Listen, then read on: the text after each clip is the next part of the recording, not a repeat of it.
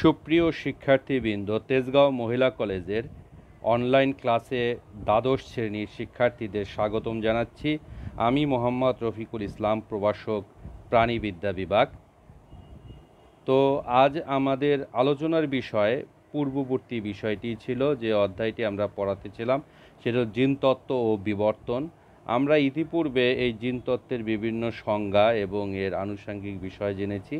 একই সাথে মেন্ডেলের ফার্স্ট ল এবং সেকেন্ড ল সম্পর্কে আমরা অলরেডি পড়েছি। তো আজ আমাদের আলোচনার বিষয় হবে যে মেন্ডেলের ফার্স্ট ল এর কিছু ব্যতিক্রম আমরা আলোচনা করব।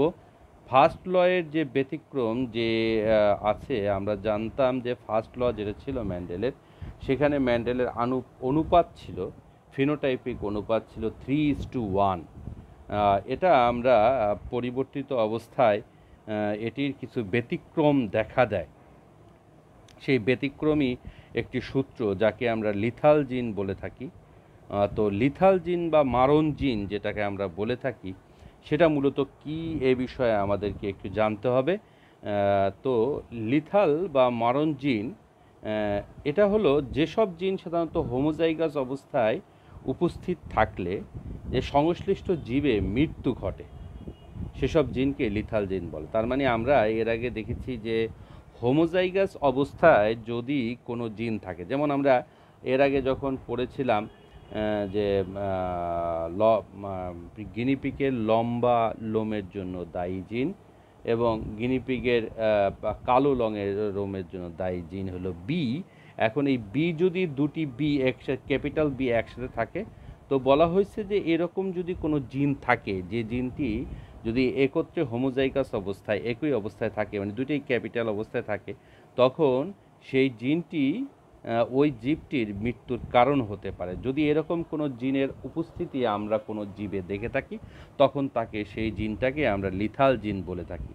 কিভাবে হয় এই লিথাল জিন, এটি আমাদের একটা প্রশ্ন থাকতে পারে। যেমন কোনো জিনের যদি মিউটেশন, মানে মিউটেশন বলতে আমরা যেটা বুঝি যে কোনো একটা জিনে যদি আকস্মিক বা স্থায়ী পরিবর্তন ঘটে। তোমাদেরকে সহজভাবে বোঝানোর জন্য যদি বলি, আমরা জাপানে যখন হিরোশিমায় যে বোমা নিক্ষেপ করা হয়েছিল, তখন কিন্তু ওখানে অবস্থিত বিভিন্ন জীব যা ছিল তাদেরকে আকস্মিক, তাদের জিনগত কিছু পরিবর্তন সাধিত হয়েছিল।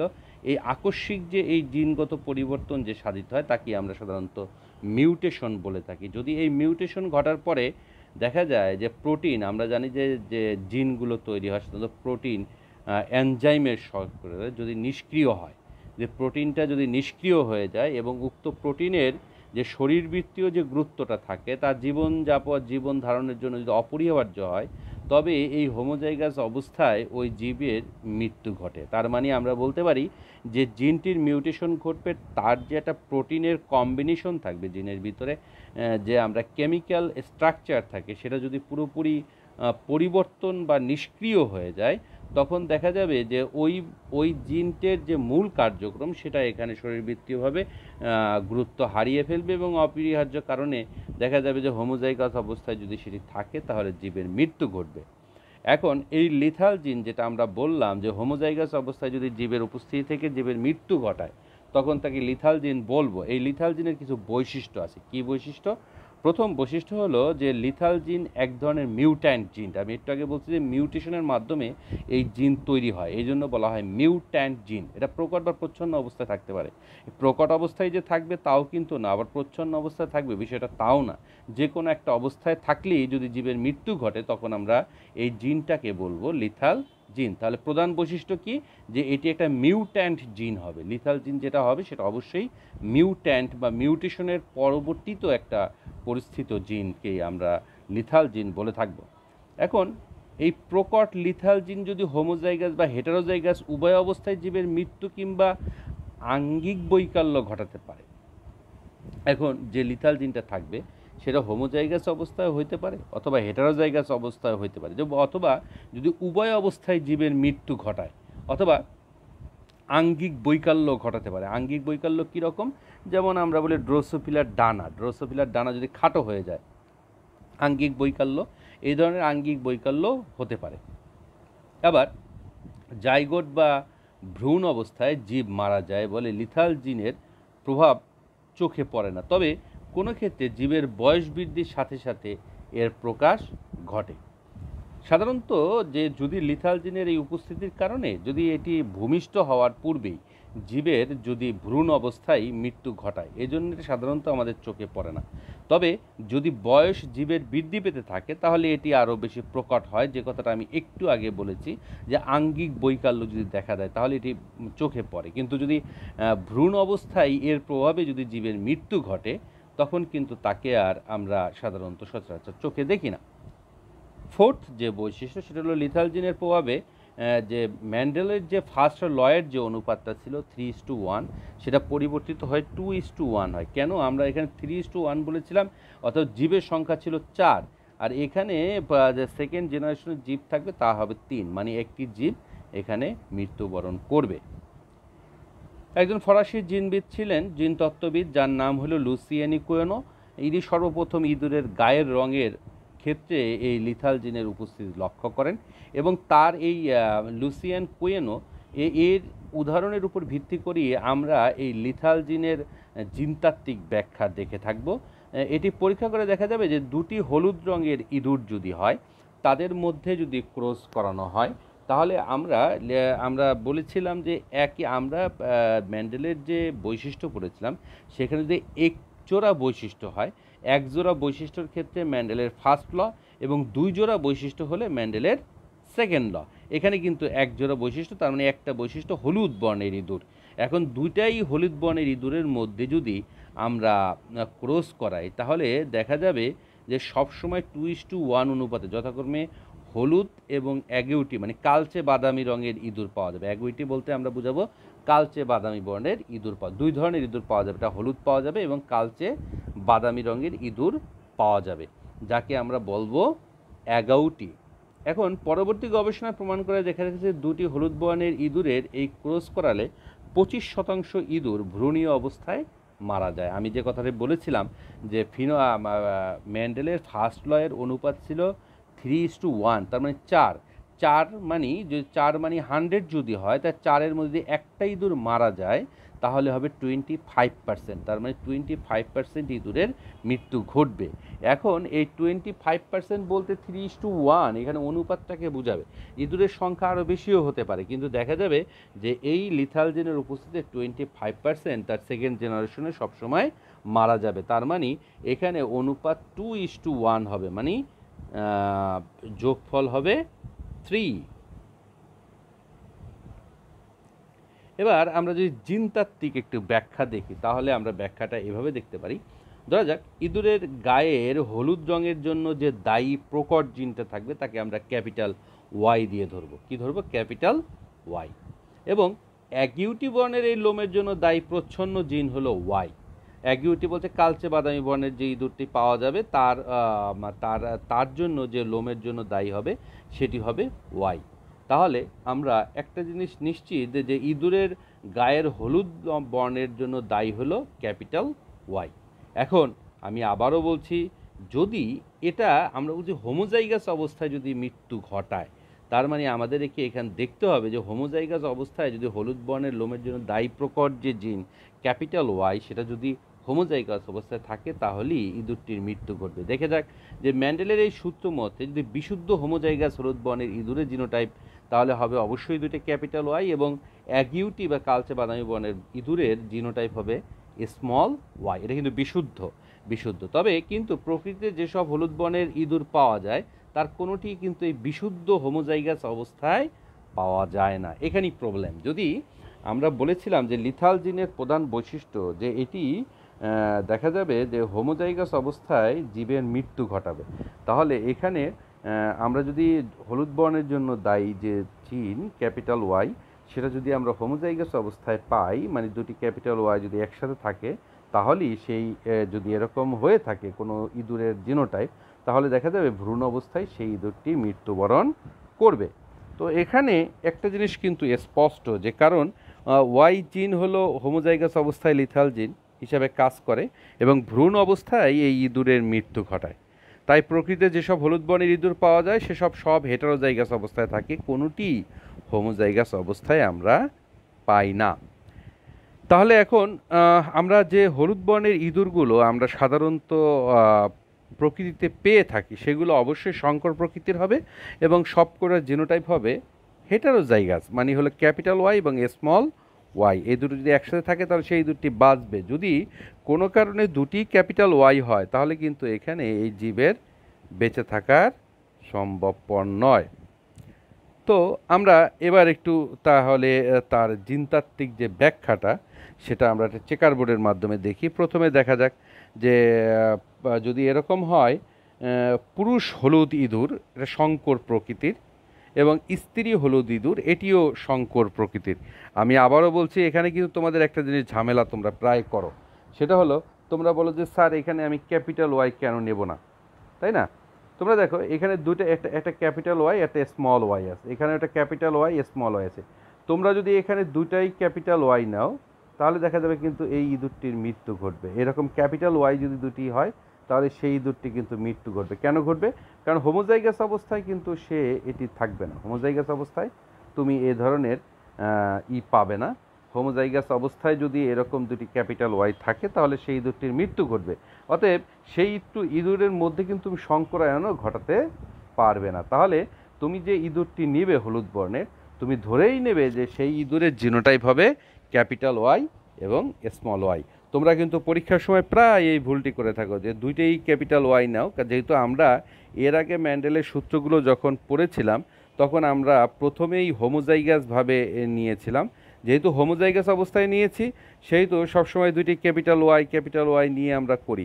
কিন্তু তোমাদের এখানে জানতে হবে যে ক্যাপিটাল অবস্থায় যদি থাকে তাহলে এই জিন যদি ক্যাপিটাল অবস্থা থাকে তাহলে তার মৃত্যু ঘটবে। তার মানে আমাদের এখানে পুরুষ এবং স্ত্রী যে দুটি হলুদ ইঁদুর নেওয়া হবে তাদের জিনোটাইপ হবে হেটারোজাইগাস, মানে এটা ক্যাপিটাল ওয়াই আর এটা স্মল ওয়াই। তাহলে এখানে দেখো আমাদের যেহেতু পুরুষের দুটি গ্যামেট হবে, একটা হলো ক্যাপিটাল ওয়াই স্মল ওয়াই, একইভাবে স্ত্রীর দুটি গ্যামেট হবে ক্যাপিটাল ওয়াই স্মল ওয়াই। এবং তারপরে তোমরা যে যথারীতি চেকার বোর্ডে যেরকমভাবে তোমরা সাধারণত ক্রস গুণ করে থাকো সেভাবে করবে। এখানে এটার সাথে এটা গুণ করো, এটার সাথে এটা গুণ করলে কি হবে? ক্যাপিটাল ওয়াই, তার মানে দুটি এই যে ক্যাপিটাল ওয়াই আর এই ক্যাপিটাল ওয়াই যদি আমরা গুণ করি তাহলে এই যে দুইটা ক্যাপিটাল ওয়াই পাওয়া যাবে। আবার একইভাবে ক্যাপিটাল ওয়াই আর স্মল ওয়াই যদি গুণ করি তাহলে ক্যাপিটাল ওয়াই স্মল ওয়াই পাওয়া যাবে। আচ্ছা, এখানে দেখো এই ইঁদুরটি আর যদি আবারও আরেকটি গ্যামেট থাকবে, এটা হলো স্মল ওয়াই, তাহলে স্মল ওয়াই ক্যাপিটাল ওয়াই এই দুটি গুণ করলে আমরা সাধারণত ক্যাপিটাল ওয়াই স্মল ওয়াই পাবো। আবার স্মল ওয়াই যদি আমরা গুণ করি তাহলে এখানে দুটি স্মল ওয়াই পাবো। তো আমরা আগেই বলেছিলাম যদি ক্যাপিটাল ওয়াই হলো হলুদ জিনের জন্য, হলুদ মানে হলুদ রঙের জন্য দায়ী জিন হলো ক্যাপিটাল ওয়াই। যদি ক্যাপিটাল ওয়াই সাধারণত আমরা পেয়ে থাকি তাহলেই আমরা এটা হলুদ বর্ণের হবে। তবে অবশ্যই হেটারোজাইগাস হলে এটি জীবিত থাকবে, আর যদি এটি হোমোজাইগাস অবস্থা থাকে তাহলে এটি মৃত হবে। আর যদি দুইটাই স্মল ওয়াই হয় তাহলে সেটি অ্যাগিউটি বা কালচে বাদামি বর্ণের হবে।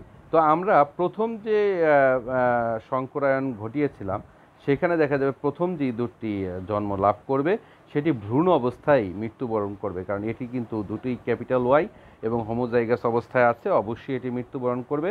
কিন্তু সেকেন্ড যে দুটি থাকবে একটা হলো ক্যাপিটাল ওয়াই স্মল ওয়াই হলুদ হেটারোজাইগাস অবস্থায় যেটা থাকবে, হোমোজাইগাস অবস্থায় নয়, এই দুটি জীব কিন্তু বেঁচে যাবে, কিন্তু এই দুটির রং হবে হলুদ। আরেকটি অ্যাগিউটি পাবো বা কালচে বাদামি বর্ণের দুটি স্মল ওয়াই, এটা হবে কালচে বাদামি, এটিও বেঁচে যাবে। তাহলে আমরা দেখলাম যে এখানে দুটি হলুদ বর্ণের ওয়াই, দুটি হলো হলুদ এবং একটি আমরা যেটা পেলাম সেটি হলো তোমার কালচে বাদামি। তার মানে এখানে অনুপাত কিন্তু 2:1। তো এই যে 2:1 আমরা পেলাম, তাহলে এখানে হলুদ হলো দুটি এবং কালচে বাদামি বা অ্যাগিউটি একটি। তো এই ছিল মোটামুটি লিথাল জিনের অবস্থা। এবার এই লিথাল জিনের কিছু প্রভাব আছে যা আমরা সাধারণত দেখে থাকি, সেই প্রভাবটি আমরা এখন দেখব। সেটি হলো কীরকম, যেমন আমরা বলি দেখো এখানে লিথাল জিনের প্রভাবে ক্রিপার ধরনের মুরগি পাওয়া যায়, বা পাবিহীন যে বাছুরগুলো হয় যাকে আমরা অ্যাম্পিউটেড বলি। এ ধরনের বাছুর যদি হয়ে থাকে, আমরা প্রায় সময় দেখি যে গাভীর এই ধরনের পাবিহীন বাছুর হয়, বা মানুষেরও ক্ষেত্রে এরকম ফ্যালেঞ্জি অর্থ হলো তোমার ব্রাকিফ্যালেঞ্জি হয়ে থাকে। হিমোফিলিয়া খুব কমন একটি রোগ, হিমোফিলিয়া। তারপর জন্মগত ইকথিউসিস যাদের থাকে, কনজাইটানাল ইকথিউসিস, এটিও এই লিথাল জিনের প্রভাবই হয়। থ্যালাসেমিয়া রোগ তো জানোই, যে রক্ত স্বল্পতা। এই যে রোগের নামগুলো বললাম, যে বিভিন্ন প্রাণীর, যেমন মুরগি, তারপর গরু এবং মানুষের ক্ষেত্রে যে ধরনের রোগ এর নাম বললাম, এগুলো সবই এই লিথাল জিনের প্রভাবে হয়। এখন তোমরা বলতে পারো যে স্যার লিথাল জিন তো মানে মরণ জিন। আমি কিন্তু ওই লিথাল জিনের বৈশিষ্ট্য পড়ানোর সময় বলেছি যে এই লিথাল জিন যদি ভ্রূণ অবস্থায় মারা যায় তাহলে সেটা কিন্তু আমরা সাধারণত দেখতে পাই না। কিন্তু যদি এটি এরকম হয় যে তোমার এটি ডেভেলপিং অবস্থায় যদি বিকলাঙ্গ হয়, বা পরবর্তী জেনারেশনে এটি বিকলাঙ্গ কোনো প্রাণীর উদ্ভব হয়, তখন আমরা তার যে জিনোটাইপিক বৈশিষ্ট্যগুলো যে আমরা অ্যানালাইসিস করে দেখতে পাই যে এই লিথাল জিনের প্রভাবই তার এ ধরনের মানে অবস্থার তৈরি হয়েছে। এমন কিছু লিথাল জিনও পাওয়া যায় যার প্রভাবে বাহক জীব একেবারে ছোট অবস্থায় মারা যায় না। আমি এই যেগুলো বললাম, যে অনেক সময় ভ্রূণ অবস্থায় যে মারা যাবে লিথাল জিনের প্রভাবে, বিষয়টা এরকম নাও হতে পারে। তারা আবার বড় হয় এবং কোনো কোনো ক্ষেত্রে বংশবৃদ্ধিও ঘটাতে পারে। যেসব লিথাল জিনের প্রভাবে 50%-এর বেশি মারা যায় সেগুলোকে আমরা সাধারণত সেমি লিথাল জিন বলি। আবারও বলছি, যদি 50% মৃত্যু হার হয় লিথাল জিনের প্রভাবে, তখন তাকে আমরা বলি সেমি লিথাল জিন।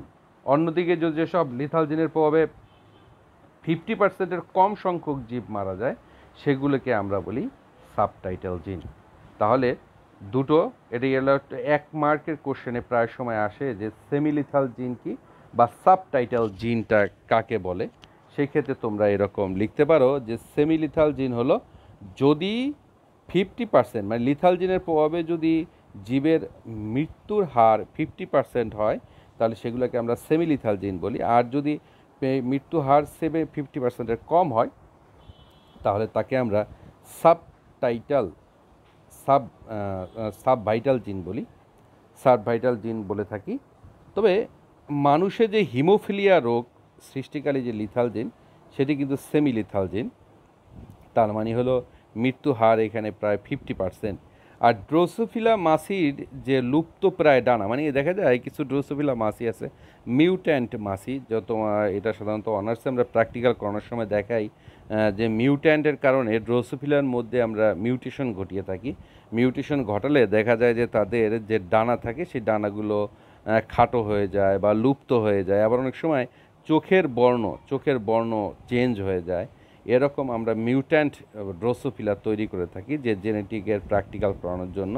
তো এখানে দেখা যাবে যে ড্রোসোফিলার মাছির যে এই যে লুপ্তপ্রায় যে ডানা সৃষ্টিকারী জিলিথাদিন, তাকে বলা হয় সাবভাইটাল ধরনের। এটি সাধারণত দেখা যায় যে এটির ক্ষেত্রে মৃত্যু হার 50%-এর কম।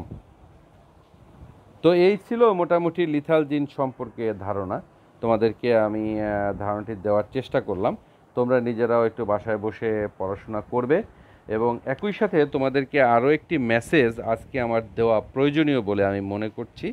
তা হলো যে এবছরের তোমরা যারা পরীক্ষার্থী ছিল 18-19-এর, তাদের এই বিষয়ে পরীক্ষা দেওয়ার কথা ছিল, কিন্তু দুর্ভাগ্যবশত অথবা সৌভাগ্যবশত, যেভাবেই চিন্তা করো না কেন, কারণ এখন একটা পরিবর্তিত অবস্থা, করোনাকালীন অবস্থায় আজকে শিক্ষামন্ত্রী ঘোষণা করেছেন যে তাদের পরীক্ষা, এইচএসসি পরীক্ষা, সেটি হবে না। এবং এখানে জেএসসি এবং এসএসসি পরীক্ষার গড় দিয়ে তাদের একটি রেজাল্ট প্রস্তুত করে সেটি ডিসেম্বরে মানে ফলাফল প্রকাশ করা হবে। তবে সেই ক্ষেত্রে একটি মন্ত্রণালয় কমিটি গঠন করা হবে, তারা যেভাবে যে ডিরেকশন দেবে সেভাবেই ফলাফল তৈরি করা হবে। আগেই উদ্বেগের কোনো কারণ নেই, আবার অতি উল্লাসেরও কোনো কারণ নেই। অনেকের মন খারাপ হতে পারে, যারা অনেক ভালো প্রিপারেশন ছিল, মনে করে ছেলে রেজাল্টটা এসএসসিতে ভালো হবে, তাদের ক্ষেত্রে হয়তো মন খারাপ হতে পারে। আবার যাদের এসএসসিতে অনেক রেজাল্ট বেশি ভালো ছিল, তারা হয়তো বা আবার একটু আনন্দ পেতেও পারো। কিন্তু মূল বিষয়টা হলো, তুমি যে শিক্ষা গত 2 বছরে গ্রহণ করেছো তার একটা উদ্দেশ্য ছিল। সেই উদ্দেশ্যটা কি? তোমার ভবিষ্যতে তুমি কি ধরনের কেরিয়ার গঠন করবে। সেটা হতে পারে তুমি মেডিকেলে পড়তে পারো, তুমি বুয়েটে পড়তে পারো, বা তুমি কোনো ইউনিভার্সিটিতে পড়তে পারো। কিন্তু তুমি যদি অবশ্যই ভালো কোথাও অ্যাডমিশন নিতে যাও, তোমাকে কিন্তু অবশ্যই সেখানে পরীক্ষা ফেস করতে হবে, অ্যাডমিশন টেস্ট ফেস করতে হবে। এবং যারা পড়াশোনা একটু কম করেছো তাদের জন্য কিন্তু এটি বেশ মুশকিল হয়ে যাবে। কারণ আমরা বুঝতেই পারতেছি, যেহেতু আমাদের এবার একটি পরীক্ষা, জাতীয়ভাবে পরীক্ষা নেওয়া হবে না, এমনিতেই অ্যাডমিশন টেস্ট অনেক বেশি কঠিন হয়ে থাকে, সেই ক্ষেত্রে এবার আরও বেশি হয়তো বা প্রতিযোগিতামূলক হতে পারে। অতএব যারা তোমরা আগামীতে যারা পরীক্ষা দিবে, তাদের উদ্দেশ্যে শুধু এরকম বলছি যে তাদের এটা ভেবেও আনন্দ পাওয়ার কারণ নাই যে আমাদেরও যদি এরকম হতো বা আমাদের যদি এরকম না হতো, এটা ভেবে কোনো কারণ নেই। তোমরা যেভাবে প্রস্তুতি নিতেছ সেভাবেই প্রস্তুতি নিতে থাকবে। কারণ তুমি যদি জানাশোনা কোনো ব্যক্তিকে যে কোনো জায়গায় নেওয়া হয়, তার কিন্তু সেখান থেকে সে ভালো একটি ফলাফল করে বের হয়ে আসতে পারে। পরীক্ষা কখনোই কোনো দিন মুখ্য কোনো বিষয় নয়। তুমি যতটুক জানবে তোমার জীবন চালানোর জন্য ততটুক কি সমীচীন কি না, এটি তুমি জানার চেষ্টা করবে। সবসময় টেক্সট বই খুব ভালো করে পড়বে এবং খুঁটিনাটি বিষয়গুলো জানার চেষ্টা করবে। কারণ আমি আবারও বলছি, কোনো একটা পরীক্ষা কোনো একটা মানুষের জীবনকে পরিবর্তন করতে পারে না। বরং এন্ড অফ দ্য ডে তুমি তুমি জীবনে কতটুক পর্যন্ত তোমার শিক্ষাকে কাজে লাগাতে পেরেছো, সেটি তোমাকে সবাই বিবেচনা হিসেবে দেখবে। তো সবাইকে আমি এজন্য বলবো যে তোমরা নিয়মিত পড়াশোনা করবে, এবং আমরা যে ক্লাসগুলো নেই সেগুলো শুধু যে আমরা নিয়েই তোমরা দেখো আবার। এবং আমি কিন্তু অনেক ক্ষেত্রে তোমাদের ক্ষেত্রে কষ্টও পাই। তোমরা মাত্র 15 থেকে 16 জন মাত্র আমার ক্লাস আমি দেখি যে কমেন্টসে তোমরা লেখো, কিন্তু আমাদের স্টুডেন্ট কিন্তু প্রায় মোস্ট প্রবলি 100। সেখানে এটা কিন্তু খুবই কম সংখ্যক, যেটা আমাকে উদ্বেগ করে। আমরা একটা ক্লাস তৈরি করে তোমাদেরকে আমাদের সাধ্যমতো চেষ্টা করি পড়ানোর, কিন্তু তোমাদের আগ্রহ দেখলে আমাদের নিজেদের আগ্রহ অনেক সময় কমে যায়। এবং অনেক ক্ষেত্রে আমি দেখি তোমরা পুরো ভিডিওটি না দেখেই কমেন্ট করতে থাকো। তার মানে তোমাদের উদ্দেশ্য কমেন্ট করব, স্যার দেখবে কমেন্ট করছে, কিন্তু তোমাদের শেখার কোনো আগ্রহ বা ইচ্ছা আমি অনেক কম দেখি। তো আমি পজিটিভ কথা বলতে চাই, চিন্তা করতে চাই। আমি এখন থেকে আশা করব তোমরা আমার ভিডিওটি খুব ভালোভাবে দেখবে এবং বাসায় বসে টেক্সট বইটি খুলে নিজের শেখার চেষ্টা করবে। আজ এ পর্যন্তই। সবাইকে অসংখ্য ধন্যবাদ। এবং এই ক্লাসটি দেখবে, এবং আগামীতে আরও কিছু ক্লাস আমি করানোর চেষ্টা করব, সেগুলো তোমরা দেখানোর জন্য আমন্ত্রণ রইল। তো আজ এ পর্যন্তই, সবাইকে বিদায় জানাচ্ছি। সবাইকে ধন্যবাদ এতক্ষণ আমার সাথে থাকার জন্য। আল্লাহ হাফেজ।